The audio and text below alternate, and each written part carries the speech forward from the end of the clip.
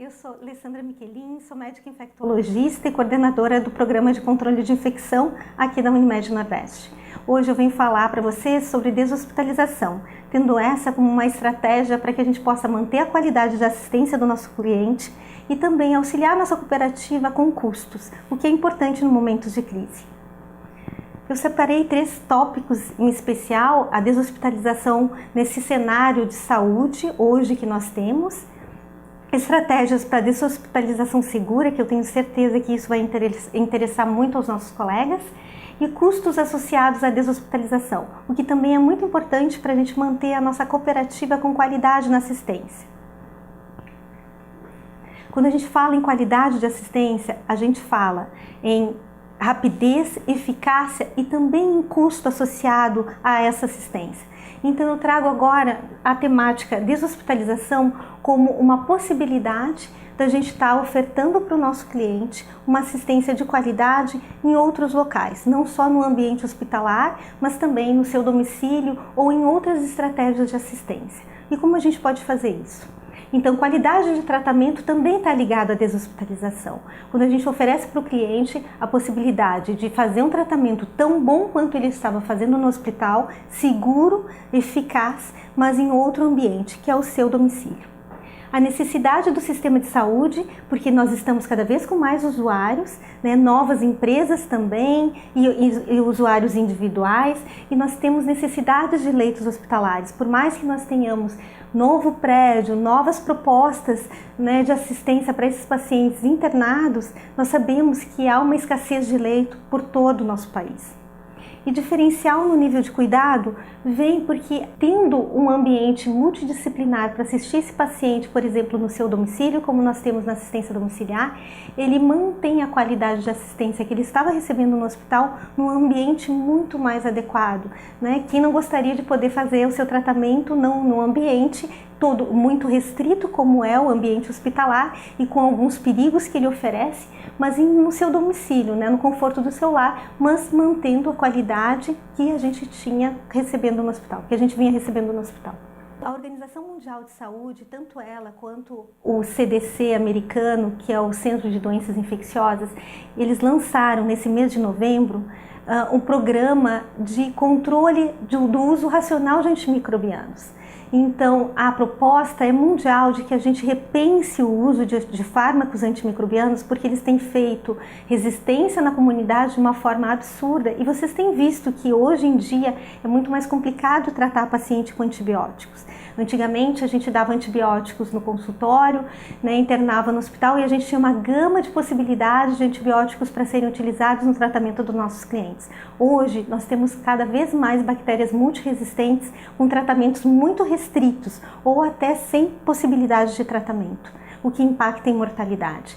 Nessa lâmina aqui a gente consegue ver, né, o quanto o indivíduo está exposto no seu ambiente a possibilidade de pegar um germe multiresistente. Então, não somente em superfícies contaminadas como o ambiente hospitalar, né, mas também na transmissão de resistência entre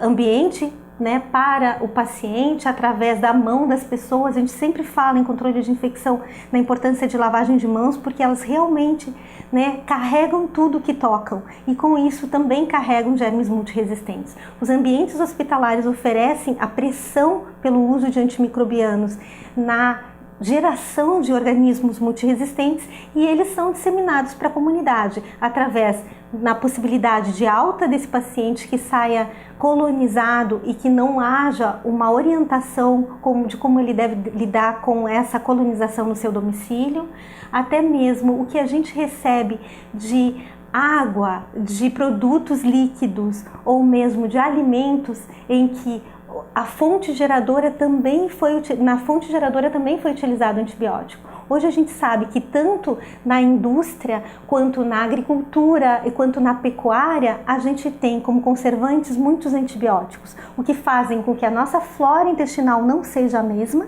né? E que ela seja modificada com o consumo desses produtos e que a gente possa também estar gerando bactérias multiresistentes. E assim começa a disseminação. E quando não se lava as mãos, e aí, por exemplo, o intestino contaminado, aí a chance de bactérias em pacientes ou mesmo em pessoas sadias que tenham essa flora modificada, possa estar impactando no ambiente. Algumas ideias de estratégias para tentar lutar contra a multiresistência, mas são muito poucas ainda.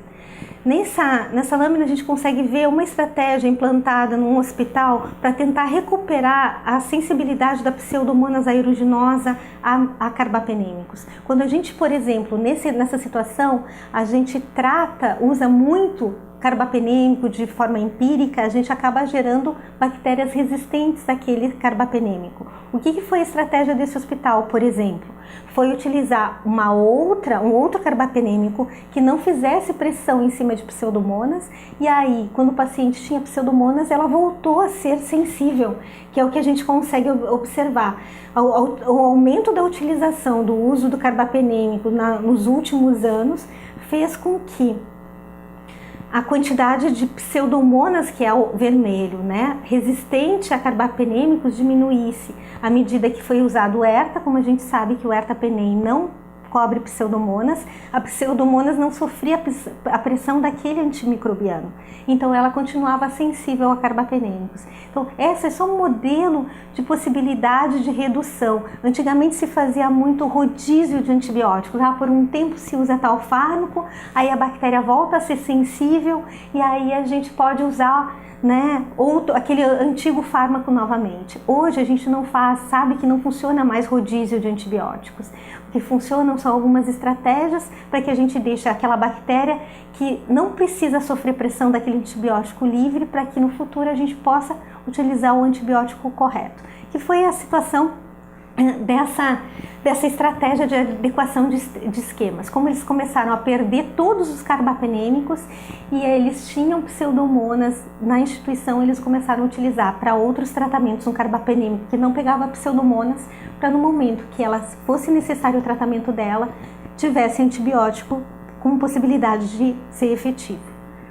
Então agora eu vou apresentar para vocês algumas estratégias de deshospitalização. Aqui os termos estão em inglês, mas a gente vai conseguir conversar de forma bem fácil. Early switch, early discharge. O que significa?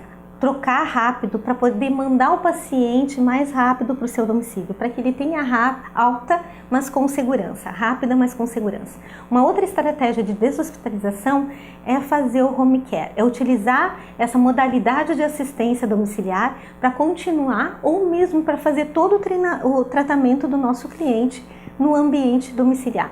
E a outra estratégia é o hospital-dia. A gente vai falar de estratégias de hospitalização para preservar e utilizar melhor a antibiótico terapia, né? Então elas vão ser concentradas nisso. Então o hospital-dia não serve somente para antimicrobianos, ele serve para curativos, ele serve para alguns outros fármacos, mas no caso de antibióticos que podem ser feitos uma vez ao dia ou no máximo de 12 em 12, e o paciente tem a possibilidade de se mobilizar até um sistema de assistência, ele pode fazer somente antibiótico terapia e retornar para o seu domicílio.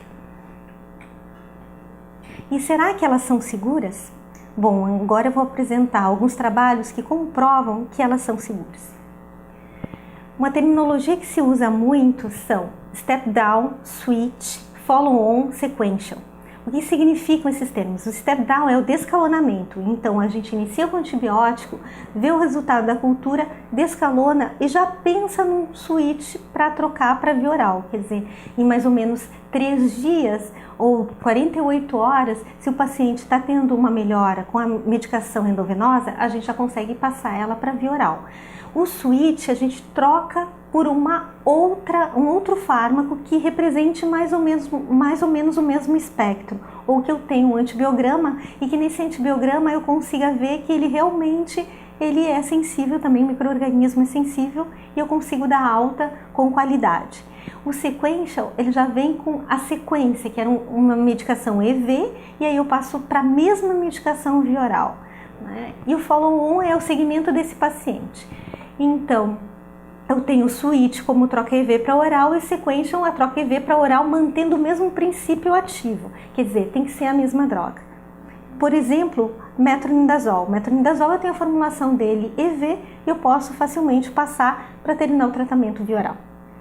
aqui esse artigo fala quem, quando, como, quanto custa isso. Então, nesse artigo, ele é de 98, mas ele fala da importância das políticas de antimicrobianos e da gente saber que a gente consegue trocar com segurança os fármacos endovenosos para via oral em pouco tempo. Que tempo é esse? Como eu havia falado, 48 a 72 horas a gente está tendo melhora clínica, a gente consegue, né, fazer essa troca. Eu vou apresentar alguns critérios que vão fundamentar essa escolha e que vão dar mais segurança para o colega para poder fazer essa troca de EV para via oral e depois poder dar alta para o seu paciente. Aqui, ele fala, a gente vai falar um pouco do plano de alta, e o plano de alta significa do recebimento desse paciente, da internação dele na instituição, se faz um plano. O plano, ele não é somente médico, ele é terapêutico, incluindo a nutrição, a farmácia, a enfermagem, os cuidados que esse paciente tem para prevenir escaras, para que ele possa ter alta precoce, né? Os cuidados que ele tem que ter para se nutrir de forma adequada para um preparo de cirurgia. Então, que a gente precisa envolver essa equipe multidisciplinar para nos auxiliar nesse processo do plano de alta. E aí, como é que ele vai fazer o pós-alta? Então, como é que ele segue com aquele tratamento, se ele é cardiopata, se ele é pneumopata, se ele é diabético, e como é que é essa alimentação que ele segue depois de um procedimento cirúrgico, por exemplo. Então, se adequar esse plano com a equipe que a gente tem na instituição, para que a gente possa oferecer uma qualidade e uma deshospitalização precoce. Sabe-se que, em média, 30 a 50% dos pacientes que estão internados para fazer antibiótico terapia poderiam fazê-la via oral, que estão internados para fazer endovenosa, poderiam fazê-la via oral, e muitos poderiam ser deshospitalizados. E já tem vários trabalhos comprovando isso. E isso não somente para antimicrobianos, a gente está falando de antivirais, antifúngicos, antibacterianos mesmo, mas isso também pode ser feito para outros fármacos, como analgésicos, antipsicóticos e vários outros. Aqui é um dos artigos que eu mencionei para vocês que fala da troca EV para via oral. E a gente consegue ver, né, em percentual o quanto esses pacientes realmente poderiam ser trocados de EV para via oral. Esse trabalho aqui mostra que os pacientes que estavam no grupo que poderia acontecer essa troca de sequencial, quer dizer, passar da mesma droga de EV para via oral, 50%. De troca por drogas que tenham a mesma cobertura antimicrobiana ou cobertura semelhante, em média 2%. Um descalonamento, 15%. 30% não precisariam passar por tanto tempo de antibiótico. Hoje a gente não tem, mais ou menos, a gente tem uma ideia do que quanto tempo a gente vai dar. A gente não tem literatura para todas as doenças infecciosas um tempo descrito como adequado e depois desse a gente consegue descalonar ou a gente consegue retirar. O que a gente tem hoje são alguns artigos que mencionam, por exemplo, em pneumonia, um tempo médio de tratamento de 7 dias, e em pneumonia hospitalar, um tempo médio de tratamento de 8 dias, pielonefrite, que se tratava 14, agora a gente já tem artigos mostrando que 7 dias é adequado se o paciente não tem comorbidades. Então, nós já conseguimos avançar em tempo para algumas doenças, mas não para todas as doenças infecciosas. Mas a gente sabe que muitas vezes o tempo fica complicado quando a gente vê aquele paciente que ele tem outras comorbidades e aí começa a ficar, a nossa avaliação começa a ficar prejudicada. O quanto ele realmente precisa de antibiótico, porque é muito subjetivo, né? Às vezes eu parar no 8º dia numa pneumonia hospitalar, o paciente é diabético, é cardiopata, ele ainda produz bastante secreção porque ele é pneumopata, eu consigo retirar? Bom, tem alguns critérios que vão nos ajudar nisso, exatamente nessa retirada de antibiótico. Só esse trabalho de fazer a troca, né, de EV para via oral fez com que diminuísse o tempo, né, de EV para via oral em média em 3 dias. Então 3 dias é o tempo médio suficiente para a gente manter o tratamento caso o paciente tenha melhora. E no tempo de hospitalização fica ali 6 dias e meio. Então esse é um tempo adequado para prestar uma assistência segura e dar continuação desse tratamento no paciente deshospitalizado ou mesmo a gente poder retirar esse tratamento. Aqui são alguns fármacos que eles mostram sobre exatamente essa sequencial, a troca, o descalonamento. Então aqui nós temos os beta-lactâmicos. Os beta-lactâmicos foram avaliados para descalonamento e mesmo descontinuação. Aqui na avaliação dos macrolídeos, né, a percentagem de conversão, quer dizer, 80% fariam sequencial EV para via oral. A gente aqui também tem um grupo, né, de 20% que não precisariam mais fazer, por exemplo, a azitromicina. A azitromicina é uma droga que tem um efeito pós-antibiótico prolongado. Em média, a gente consegue usar ela 5, 7 dias. A gente não precisa completar numa pneumonia, por exemplo, 10 dias de tratamento, se ela está sendo usada de forma empírica, se não foi usado para um micro-organismo atípico, isolado, né, ou mesmo identificado em sorologias. Então, a gente tem como fazer melhor. Mas só que nos falta muitas vezes a coragem de fazer esse descalonamento, essa troca de EV para via oral. E aqui eu vou tentar trazer ainda algumas coisas que vão fortalecer essa ideia para vocês. As fluoroquinolonas são outros, os glicopeptídeos, a vancomicina, os aminoglicosídeos, a gente vê principalmente o descontinuamento deles, e o metronidazol. O metronidazol entra bastante na sequência, EV para via oral. Então, alguns critérios. Esses daqui são critérios avaliados para pneumonia, mas que a gente pode ver que eles podem ser avaliados para várias doenças infecciosas, porque eles são critérios amplos. Depois eu vou mostrar um outro artigo que também fala sobre os critérios de deshospitalização. Então, esse daqui é a troca, um guideline para troca rápida de EV para via oral. Então, o paciente melhorou clinicamente, o paciente está sem febre, né, por pelo menos mais de 16 horas, o paciente melhorou o hemograma, o leucograma dele, o paciente negativou cultura, tem melhora na absorção intestinal? Sim. Então, esse já é um critério para eu trocar de EV para via oral. E aí, quando que eu consigo dar alta para esse paciente? Então, vamos para a tabela 2. O guideline fala que eu posso dar alta quando esse paciente aceitou bem o antibiótico via oral, não está, né, com dispneia, tem uma saturação adequada, porque esse é um artigo avaliado para pneumonia comunitária, né, tem as comorbidades estáveis e tem a sua situação social definida, quer dizer, ele tem alguém que pode auxiliar em casa ou ele tem condições de pagar o fármaco que eu prescrevi. Bom, então eu já posso dar alta, eu não preciso prolongar a internação desse paciente. E isso pode ser em quanto tempo? Isso muitas vezes pode ser em 4 dias, 5 dias. Ele não precisa fazer os 7 dias endovenoso. Se ele teve essa melhora clínica, esses critérios de melhora, então a gente já pode fazer a troca precoce e aí fazer a alta precoce.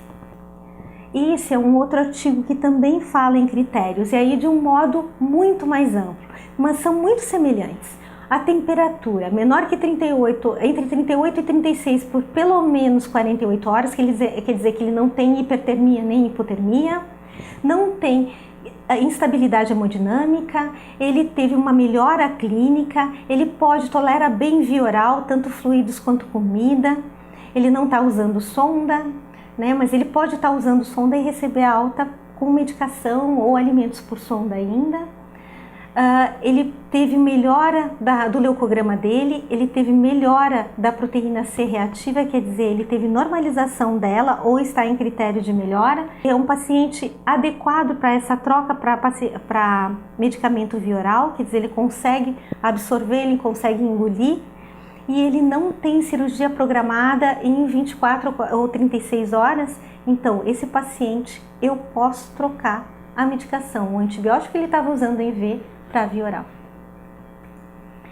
Essa outra é um fluxograma mais ou menos que a gente utiliza muito em controle de infecção para fazer orientação de antimicrobianos. Ele é baseado na dose certa, no tempo certo, na droga certa, na duração certa para todos os pacientes. Então, o que a gente tem que começar? A gente tem que começar bem, tem que fazer uma boa anamnese e exame físico, que todos fazem. Né? Nós temos que cuidar das alergias, se o paciente tem algum histórico de alergia, se ele utilizou algum antimicrobiano prévio, que isso impacta na nossa escolha, se a gente tem algum guideline local para prescrição de antimicrobianos. Aqui na instituição a gente oferece, né, em todos os andares, em todas as áreas, para você uma orientação de antibiótico terapia empírica, baseado na flora de pacientes que internaram aqui no hospital e de micro-organismos que foram isolados nos diversos culturais. então já é um critério para poder ter uma segurança de escolha. Além disso tudo, então aí a gente foca, a gente inicia o antibiótico, precisa realmente, tem uma doença, provavelmente é uma doença infecciosa, iniciamos o antibiótico. E a gente deve avaliá-lo em 48 horas. Em 48 horas eu tenho já condições de ver o quadro clínico, se houve melhora com aquele antibiótico que eu dei, checar o laboratório de microbiologia, se eu já tenho algum resultado de cultural, e aí tomar minha decisão. Não tem nada infeccioso, era uma outra doença, então eu paro o antibiótico. Eu consigo, em 48 horas, o paciente melhorou bastante, eu já consigo trocar para via oral, ele está com boa absorção, ele está bem clinicamente para poder tomar via oral, quer dizer, ele já estabilizou? Sim, ele estabilizou, eu já troco para via oral. Eu posso ver o resultado do antibiograma e aí planejar, né, um outro antibiótico que de repente eu já possa passar para via oral, que tenha formulação via oral, ou mesmo que tenha EV, eu adequar pelo antibiograma, eu devo fazer isso em 48 horas. Posso ter que o antibiograma não ficou pronto e eu revisar ele em 72 horas, então dou mais 24 horas, ou é um paciente que já tem critério para ter antibiótico terapia, mas como um paciente ambulatorial. Então são algumas estratégias que a gente utiliza para poder avaliar rapidamente o que eu posso ofertar para esse paciente de forma segura. Quer dizer, deshospitalizar, trocar, manter, mas que eu tenha certeza do que eu estou fazendo. E quanto tempo pode ficar o paciente no hospital após a troca de um antibiótico para via oral? A gente pensa que se esse paciente já está conseguindo utilizar o antibiótico via oral, o tempo dele pode ser realmente muito curto. Então 1 ou 2 dias, quando a gente troca no mínimo um dia, a gente observa para poder ver se a absorção dele foi adequada e a gente pode dar alta para ele, ou se é um paciente que nós conhecemos há muito tempo e que sabemos que certamente ele vai entrar em contato quanto a qualquer piora clínica, bom, eu tenho segurança, eu tenho uma boa relação médico-paciente, eu posso até mesmo, na troca para via oral, dar alta no mesmo dia. Quanto a tratamentos sequenciais, nós temos vários fármacos que dão essa segurança, por exemplo, os beta-lactâmicos, a gente só tem que avaliar que esses fármacos são tempo dependente, então eles precisam ser dados no mesmo intervalo, muitas vezes a gente troca para o suíte, por exemplo, o cefuroxime EV, para o cefuroxime via oral, que é de 12 em 12, a gente tem que lembrar que há essa troca por causa da formulação via oral. A mesma coisa acontece com a ciprofloxacina endovenosa, o adequado é que a gente faça ela para paciente grave de 8 em 8 ou de 12 em 12, e aí na troca via oral ela sempre vai para 12 em 12 horas, né? Ou dependendo da formulação até uma vez por dia. Então, dependendo da droga, a gente vai ter que ter esse cuidado. Aqui eu trouxe algumas drogas que têm essa possibilidade. Exatamente o que a gente tinha falado, né, da possibilidade do, por exemplo, amoxiclavulonato EV e o via oral é a mesma formulação. Ciprofloxacina também, né, a mesma biodisponibilidade, a ciprofloxacina, as quinolonas em especial, a formulação via oral delas acrescenta na biodisponibilidade, quer dizer, elas são muito mais efetivas via oral do que endovenosas.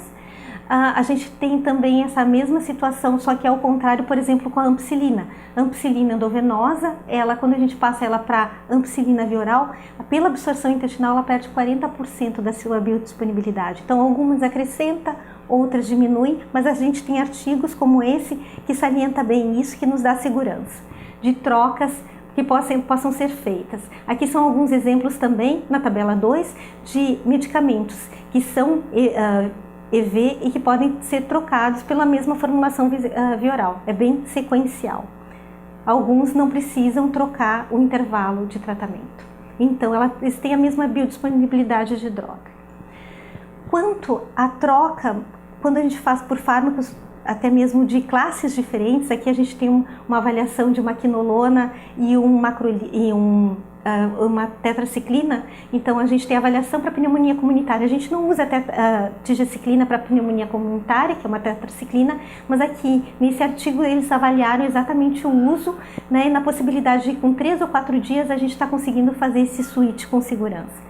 No próximo artigo, é um artigo bem interessante que fala de antibiótico terapia via oral para endocardite. né? A gente muitas vezes tem a ideia, desde a nossa formação, de que nós temos que tratar o paciente com endocardite por 30 dias em ambiente hospitalar. Isso já não é mais uma verdade. Hoje, esses artigos trazem com segurança que, sim, o tempo precisa ser 4 semanas, mas ele pode ser trocado. Por exemplo, nesse primeiro trabalho de Heldman, ele fala, né, na troca, no uso para cipro vioral e rifampicina versus a oxa ou a vancomicina que estava sendo usada no tratamento dos pacientes, com uma taxa de cura de 90%. Então a gente melhora a qualidade do tratamento do paciente dando drogas seguras, essa, né, formulação com cipro mais rifampicina, para que o paciente possa ter alta e terminar o seu tratamento em casa. Pelo menos 7 dias ele precisa ficar internado. Após o 7º dia ele já poderá ter alta com via oral, né, para completar o seu tratamento de endocardite. E tem outros também artigos relacionados que dão essa segurança, não só para endocardite, como para pielonefrite, a gente falou em pneumonia hospitalar, meningite. Então há várias doenças infecciosas já bem estudadas nessa função de a gente conseguir descalonar, né, o tratamento ou mesmo interromper esse tratamento endovenoso precoce e completá-lo via oral em casa. Drogas com elevada biodisponibilidade são drogas que a gente consegue dar para o paciente terminar o tratamento em casa com via oral, em que elas são mais efetivas do que as endovenosas. A gente aqui tem exemplos como a moxifloxacina, ela via oral, ela é tão efetiva quanto a endovenosa, ela é muito segura, até mesmo para fazer todo o tratamento em casa. O fluconazol a gente já conhece de longa data, e a linezolida, utilizada para tratamentos estafilocócicos, né, multiresistentes, MRSA, MRSE, em ambiente hospitalar. Então ela também dá a possibilidade do paciente ir para casa recebendo via oral. As drogas que têm facilidade posológica são aquelas drogas que a gente consegue administrar no hospital dia uma vez, né, por dia. Ertapenem, daptomicina, teicoplanin são alguns exemplos de drogas que a gente consegue utilizar em hospital dia.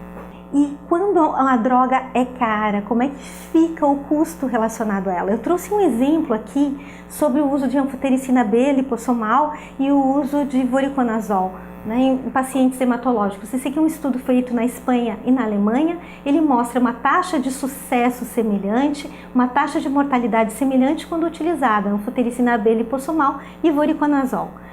Mas tempo, a gente consegue ver na tabela 2 ali que o paciente internado, quanto ele custa por dia. Então na Alemanha ele sai em média 674 euros dia, na Espanha 566, e quando a gente consegue dar alta, por exemplo, com via oral. O voriconazol é caro, é tão caro quanto a anfotericina B lipossomal, mas o voriconazol eu consigo dar em comprimidos alta, a anfotericina B no máximo eu vou conseguir fazer em hospital dia, uma vez por dia.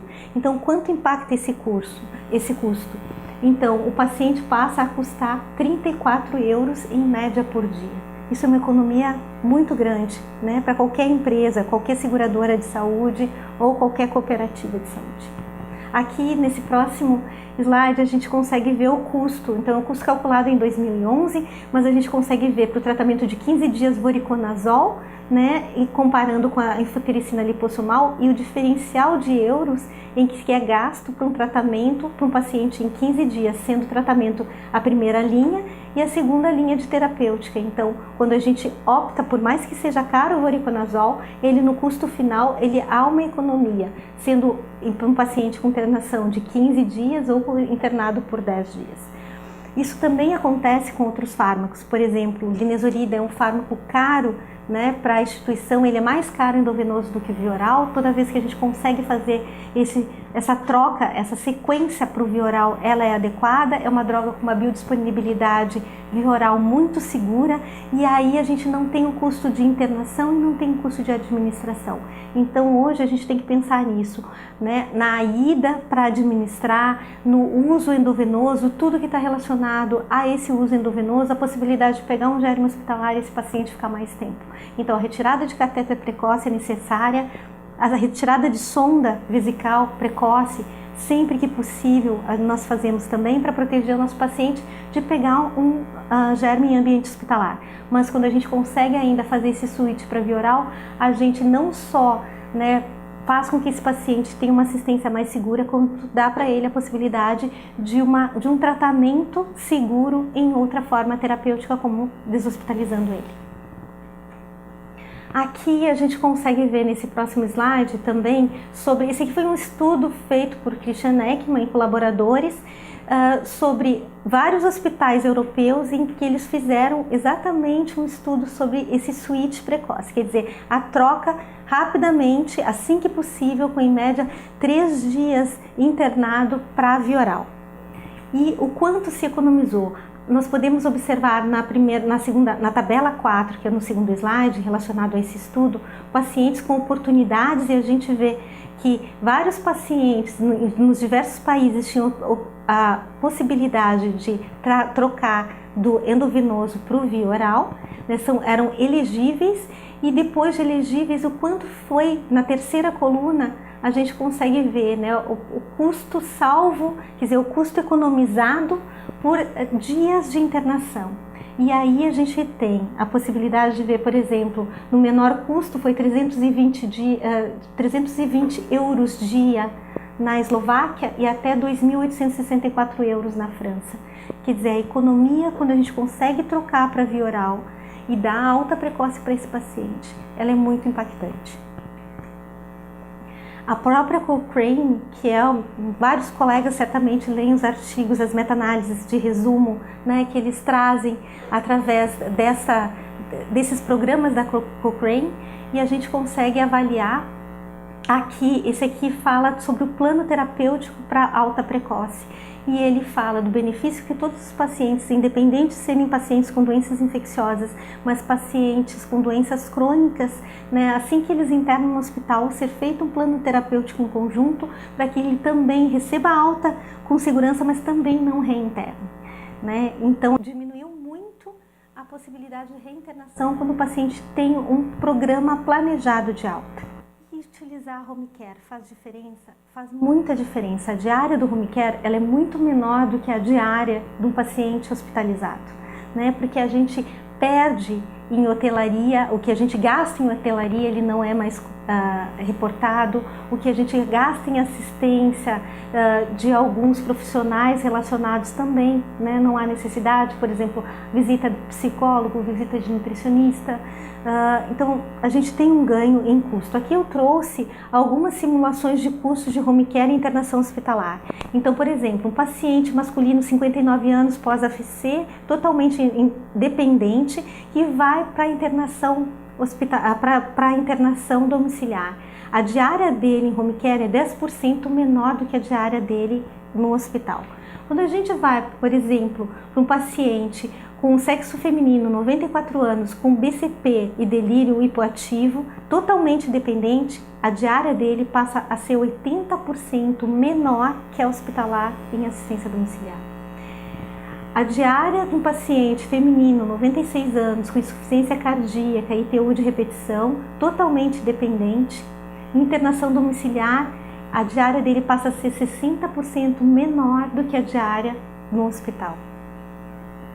A diária do home care com um paciente masculino, 65 anos, com osteomielite, esse daqui é um caso que tinha salmonela, né, osteomielite por salmonela, o procedimento de aplicação de antibiótico apenas uma vez por dia, a diária dele em home care passa a ser 90% menor que a diária que ele teria no hospital. E finalmente o paciente masculino, 86 anos, com Alzheimer e pneumonia, e isso a gente tem, né, com bastante frequência internado na nossa instituição, totalmente dependente, com internação na internação domiciliar, a diária dele passa a ser 70% menor do que uma diária de internação hospitalar. Então, eu acho que a gente tem que pensar, né, no futuro da nossa cooperativa em utilizar essas estratégias de hospitalização, porque a economia ela é evidente. A gente tem vários aspectos a levantar, a discutir sobre isso, como tempo de catéter. Então, mesmo periférico, o catéter é uma fonte de entrada, né, de micro-organismos, ele pode ser uma fonte de infecção, então a retirada precoce dele é necessária, e se for fazer a utilização do catéter em ambiente de domicílio ou hospital dia somente se for Tanaca, né? E domicílio geralmente se faz em acesso periférico e retirado, então todos esses cuidados eles impactam em custo. Em tempo de permanência no hospital, a gente sabe que 20 a 30% dos pacientes internados aqui no Hospital da Unimed podem ser elegíveis para troca via oral e muitas vezes a gente não tem essa segurança ou não tem subsídio, né, de literatura para poder dar essa alta precoce, e isso agora eu já trouxe alguns dados que acredito que possam auxiliar a todos. Custos diretos, a gente compara, né, custos do mesmo produto em DDD, e a gente sabe que quando a gente vai fornecer para um paciente em home care ou em hospital dia, esse custo é muito menor, porque a gente adequa aquela terapêutica e não tem o custo dos outros fármacos associados no tratamento do paciente. Por exemplo, o paciente que é hipertenso, o paciente que é diabético, então ele tem a sua insulina, ele tem os seus medicamentos de hipertensão e a gente acaba pagando somente antibiótico terapia. Lembrar que a antibiótico terapia por si é um gasto em média de 12 a 40%, né, na conta hospitalar, então ela tem grande impacto. E além dos custos indiretos, né, os insumos, pessoal, toda a sistemática que é envolvida na assistência domiciliar e que a gente está conseguindo adequar para aquele paciente que realmente precisa ficar no ambiente hospitalar. Nos estudos de farmacoeconomia, como mostra esse a seguir, a gente consegue ver as avaliações de qualidade de vida, qualidade de resposta, eficácia. Então, não somente para antimicrobianos, aqui eu trago para vocês, né, paciente com insuficiência cardíaca, paciente com diabetes, paciente com doença coronariana. Então, vários modelos de prática que vocês podem estudar mais, avaliar mais, e aí a gente consegue ter um retorno melhor para a nossa cooperativa em custo e em qualidade de assistência. E como é que a gente pode fazer melhor? Bom, tem vários programas que promovem essa sequência de antimicrobianos, o próprio controle de infecção pode sugerir isso para vocês, ou mesmo a gente já sabe pela literatura a segurança agora dessa troca. Tem vários facilitadores, nós vimos várias drogas que a gente troca facilmente de EV para via oral. A gente tem publicações, a gente precisa de mais publicações locais, mas a gente já tem internacionais. Nós somos formadores de opinião e quando a gente acredita em algo e a gente fala para o nosso cliente, fica muito mais fácil para ele, que confia no nosso trabalho, tá aceitando essa proposta. E também a gente já tem recursos de laboratório, laboratórios rápidos, microbiologia automatizada, né, qualidade nos nossos resultados que vão possibilitar a gente ter mais segurança para poder fazer esse switch. Por que a gente geralmente não faz? Geralmente o nosso paciente não permite que a gente faça pelas comorbidades que ele tem e por tudo que envolve a assistência dele, muitas vezes até mesmo a família. E nisso a gente pode contar com as equipes multidisciplinares aqui da instituição para nos auxiliar. A gente tem enfermeiras auditoras, tem psicólogas, tem nutricionistas que podem nos auxiliar nesse plano para o nosso cliente. Conhecimento, bom, há vários artigos na literatura que solidificam esse conhecimento. A gente tem muito preconceito quando fala em deshospitalização, a gente tem medo de falhar, né? Medo de fornecer uma assistência que não é a melhor. Mas hoje a gente tem subsídios de literatura que nos fortificam essa possibilidade de deshospitalizar com segurança. E o econômico, hoje, no modo econômico, como é feito o pagamento, não há muito incentivo, mas o futuro já está trazendo outras formas de pagamento que talvez compliquem até mesmo a nossa atuação como médico. Então hoje a gente faz um fee for service, né? Que é o que é essa modalidade de pagamento. A gente recebe pelo trabalho realizado. E ela estimula o consumo de produtos de alto custo por períodos prolongados porque a gente não participa do custo final, né? A gente não vê o quanto a gente custou, a gente não sabe quanto custa um antibiótico aqui na nossa instituição, ou mesmo não um antibiótico, mas o quanto a instituição está pagando por um antihipertensivo, por um psicotrópico, por, né, vários outros fármacos. Mesmo nesse modelo a gente tem como fazer melhor e a gente viu todo esse trabalho de switch terapia, de troca para de EV para via oral, então a gente tem como fazer melhor. O Prospective Payment é muito comum em Sistema Único de Saúde, que paga o pacote. Aí o pacote vem fechado e algumas empresas começam a pensar nesse estilo, né, de pagamento. Ela paga uma pneumonia X, para o médico também X, não importa se você for ficar com o paciente por 5 dias, por 10, por 20 dias. A gente sabe que essa forma de pagamento é muito complicada para nós médicos. E o Success Fee, que é a taxa de sucesso. Essa é uma modalidade que cada vez mais tem sido comentada, de que a gente tenha um basal de pagamento, mas à medida que a gente consegue economizar, de que a gente consegue fazer melhor, né, e que isso tenha impacto em custo para a instituição, e então que a gente receba um percentual em cima disso. Concluindo, a estruturação de programas de deshospitalização, elas são necessárias para a gente, né, sobreviver não só a esses momentos de crise, mas a falta de leitos, a melhoria da assistência, da qualidade nessa assistência. A orientação para médicos sobre deshospitalização e estratégias seguras é o que a gente está apresentando aqui hoje para vocês, colegas. Então, vários artigos que falam que há possibilidade de deshospitalizar esse paciente com segurança. E a gente precisa aprimorar o nosso conhecimento em farmacoeconomia, custo-impacto, custo-eficácia, custo-benefício, custo-utilidade, medindo o real impacto para a empresa e para o paciente quanto à qualidade da assistência. Então, talvez mantê-lo por muito tempo na instituição não seja o melhor, não só para o nosso cliente, mas também para a nossa empresa. E a qualidade está ligada diretamente a isso. A qualidade da assistência é o que a gente pode fazer de melhor. Obrigada.